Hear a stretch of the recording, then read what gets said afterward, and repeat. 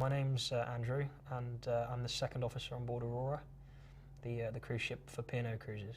A second officer is the senior officer of the watch on board the ship, and actually what I do is I navigate the ship for a period of 8 hours a day. So I'm almost sort of the right-hand man to the captain. When he's not on the bridge, he actually hands over to myself, and I'd be in full charge of the watch for about 8 hours a day. I enjoy the actual driving the ship. It's the decision making. You know, you're sat there up on the bridge. Yeah, everything's happening quite slowly, but the decisions that you have to make are absolutely huge. I also enjoy the planning, the navigation in planning, and the actual drawing up of the route. So you're there trying to make this ship get around the world, which is a huge task, really, when you think about it.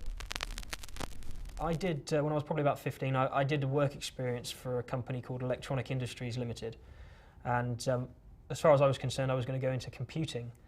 But I did this work experience, which probably lasted about 2 weeks, and it was probably the best thing that I ever did, because it made me realise just how boring computing is. I sat there at a desk and somebody gave me a job, and I just said, this is not what I'm going to do. I vowed then that I'll never sit at a desk for an entire day again, and I haven't done that yet, so I'm quite happy.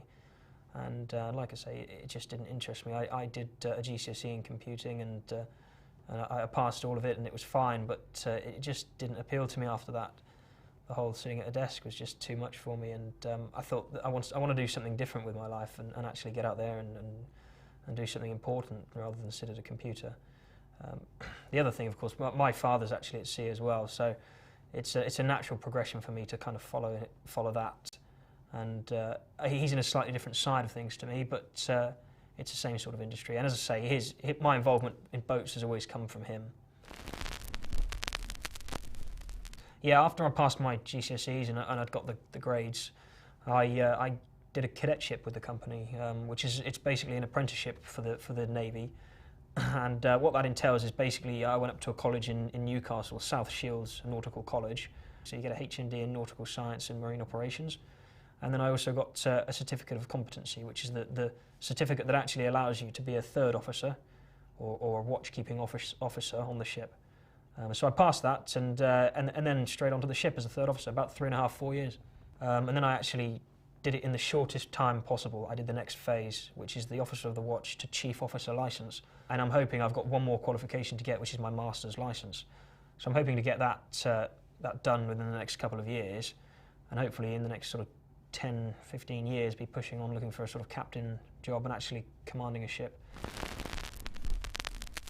You often sit there actually up on the bridge and just think, you know, how did I land myself a job like this? You know, sometimes it is just such a beautiful job, and you sat there and it's relaxed, and the weather's absolutely beautiful, and everything's calm and quiet, and you look back and you say, well, I'm quite happy here, but you're paid not so much for what happens, you're paid for what you know, and the job can be all or nothing. There can be times when it's nice and quiet, and there can be times when it's really quite busy, and of course there's the emergency situations which you're paid for what you know in that sense as well.